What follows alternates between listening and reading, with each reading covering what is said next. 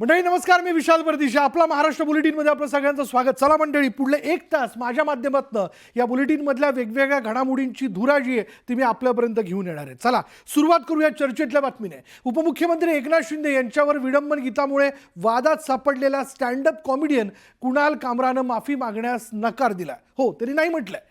एवढंच काय, पण त्यानं शिंदेंच्या शिवसेनेनं हॅबिटेट स्टुडिओच्या केलेल्या तोडफोडीचा व्हिडिओ सोशल मीडियावर पोस्ट करत पुन्हा एकदा शिंदेंच्या शिवसेनेला डिवचलंय. थाने की रिक्शा, चेहरे पे दाढ़ी, आंखों में चश्मा, हाय. थाने की रिक्शा, चेहरे पे दाढ़ी, आंखों में चश्मा, हाय. याच विडंबन गीतामुळे स्टँडअप कॉमेडियन कुणाल कामरा वादात सापडला आहे. उपमुख्यमंत्री एकनाथ शिंदे यांच्यावर हे विडंबन केल्यामुळे शिंदेंची शिवसेना चांगलीच संतापली आहे. ठाकरेंच्या शिवसेनेचे खासदार संजय राऊतांनी कामराचं हे विडंबन गीत सोशल मीडियावर शेअर केल्यानंतर शिंदेंची शिवसेना आक्रमक झाली. थाने की रिक्शा.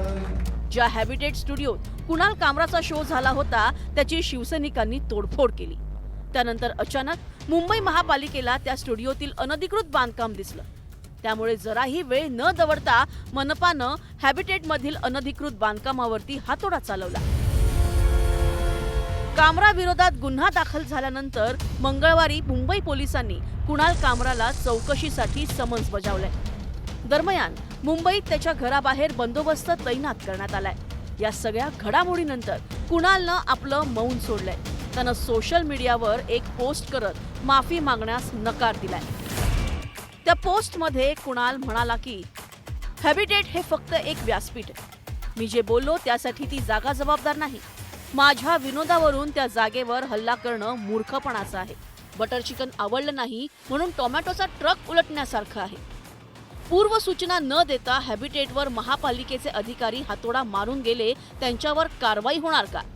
बोलण्याचं स्वातंत्र्य फक्त सत्ताधाऱ्यांची स्तुती करण्यासाठी नाही, मोठ्या नेत्यांची थट्टा सहन न होणं ही माझ्या अभिव्यक्तीच्या हक्काची मर्यादा ठरू शकत नाही. मी माफी मागणार नाही आणि पलंगाखाली लपून बसणाऱ्यांपैकी नाही. मी जे बोललो तेच अजित पवारही शिंदेंबद्दल बोलले होते, असाही टोला कामरानं आपल्या पोस्टमध्ये लावला आहे. कुणाल कामराने जी मुजोरी काल दाखवली की मी माफी मागणार नाही, मला वाटते जास्त मास त्याला चढलेला आहे. ही मस्ती कोणाच्या भरोश्यावर आहे, कोण त्याच्या पाठीशी आहे, त्याचा माज आमचे सैनिक उतरल्याशिवाय राहणार नाही. आपण किती स्टुपिड कॉमेडियन आहोत हे त्यांनी सिद्ध केलेलं आहे. मात्र त्यांनी त्याची अवकात पाहून अजितदादांशी तुलना करावी. अजितदादांनी केलेली टीका, ह्या ज्या काही टीका आहेत त्या तो राजकीय संस्कृतीचा एक भाग आहे.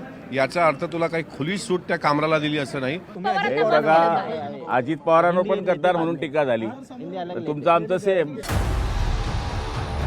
कुणालनं माफी न मागण्याच्या घेतलेल्या भूमिकेला ठाकरेंच्या शिवसेनेनं पाठिंबा दिला नाही तरच नवल.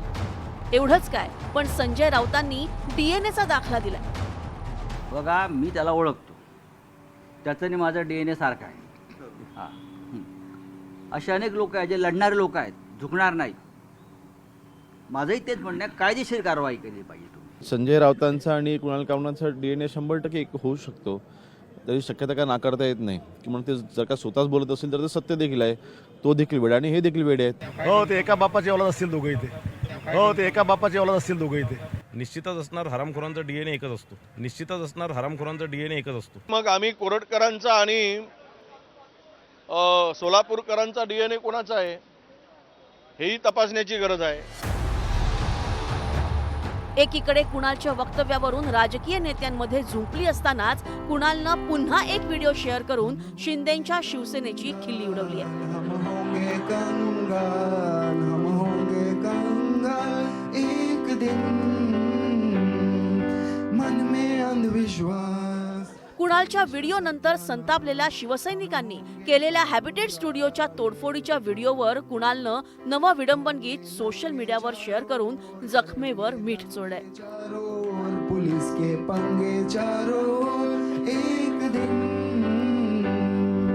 मन में नथुराम, हरकते आसाराम.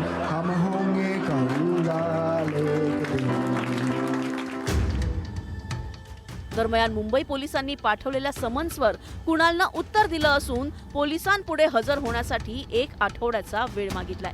कदाचित तोपर्यंत या वादाचा भडका शांत झालेला असेल. Bureau report, news 18 Lokmat.